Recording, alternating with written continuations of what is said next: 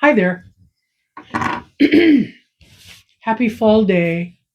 I just was thinking about something just happened and it was really cool.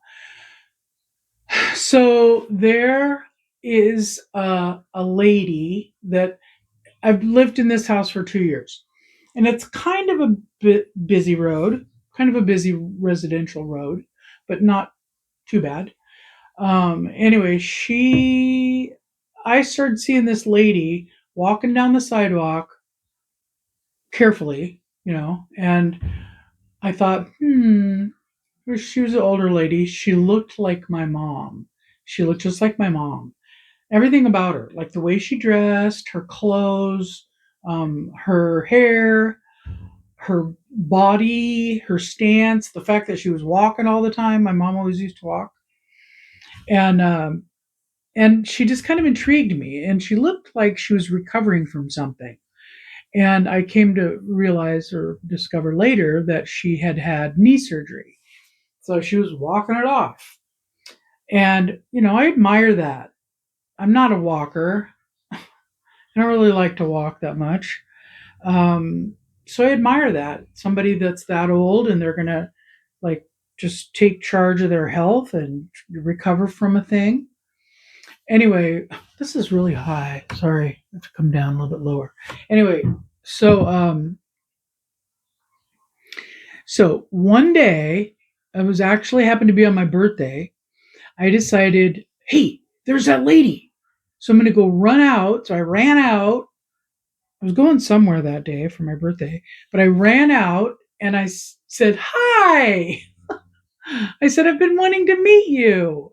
And so I gave her a big hug. I told her it was my birthday. She seemed totally thrilled, to be talking to me. And we chatted for a little bit. And she's just a neat old lady, and she reminds me of my mom. And my mom died not too long back, so I miss her. And anyway, so then I've been kind of keeping an eye out for when she walks by again, because she told me one time we were standing in the driveway talking, and she said, I'd love to see your house, it's so cute. And I said, oh yeah, okay, well, let's do that sometime. I got to get going, but let's do that. So then today I saw her go by. So I ran in, I made my bed, put a couple things away, and then I went on the front porch and just waited for her. And then here she comes, and I'm like, hey, Karen. And so I called her over, I helped her up on the porch, and we talked for a while and stuff. So I found out that she well, when I first met her, she was talking to me about you could tell she likes to tell stories. Well, so do I. I like to also listen to stories, especially from older people. And so she had told me that she had been a surfer back in the 60s. And she told me all these cool stories about being a surfer. And and then she stops herself and she says, oh, you're probably bored to death. You don't want to hear about this. And I said, yes, I do. Because part of me, not only am I truly feel that way, I want to hear those stories. I like stories. Um, I would want people to listen to me and my stories when I'm older or today or whenever. I like telling stories. I like listening to stories. And I also know that people, when they get older, I think they are less likely to be heard or seen or cared about. And I don't want that. I don't want that for myself, definitely. And so I don't want that for other people. I also know that older people, they're pretty touch deprived. Most people, when they're older and they live alone and stuff, they don't get enough touch. I know I don't, you know, and that's really important for people. And especially someone like me, I am a physical touch kind of person. Anyway, so I always make sure whenever I see somebody like her to make sure and give them a nice, big, yummy hug, a big, nourishing hug, and just let my peace and joy and my enjoyment of them just seep into their being. Anyway, um, so today I'm waiting on the porch. and I get her up on the porch and we visited for a while. She told me that her dad, so she's a surfer. She was a surfer back in the 60s. And she was probably really pretty too, I could tell. Anyway, so her in as a senior in high school, she decided she wanted to buy her own surfboard. So she had it custom made. She paid for it herself from working for doing something. She gets this surfboard, and then her dad says, "Well, how are you going to transport that to the beach?" I can't remember where she said she lived, somewhere in Southern California. So she was like a little beach blonde, she was probably super cute. I got to go down there sometime and see pictures of her when she was young. Anyway, so her dad bought her, and this is in the 60s. Her dad bought her a 1956, the year I was born, um, Ford convertible. I even found a picture of it. Where's it at? Ford convertible. And it was orange and white, like a creamsicle.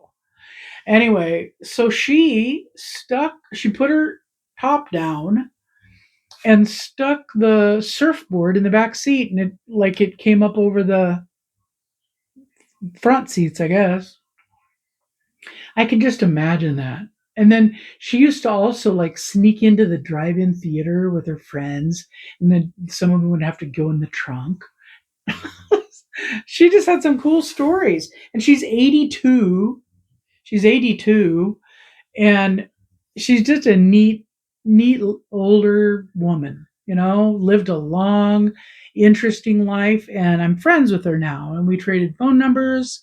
And I found her a picture of her car and sent it to her and showed her how to save it to her phone. And so I'm really glad that I'm friends with Karen. She lives right down the street. She has a house that was 6 years younger than my house. So it's really cute. And I'm looking forward to spending more time hearing her stories and seeing her cute little house. Anyway, it was just a neat part of my day, and I wanted to share it with you. So I'm glad you're here. Glad you showed up. And do you have older friends? Do you have people that you like to listen to? Stories.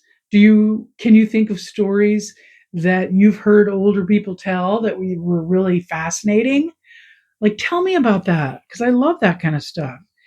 Like, I used to know this old man, like when I was a kid, everywhere I lived, I would somehow or another, I must have had a radar. I would find the oldest man in the neighborhood and be their best friend, buddy, sidekick. And there was this one old man that lived behind me when I was like 8. He used to call me Tiger, and his name was Mr. O'Brien.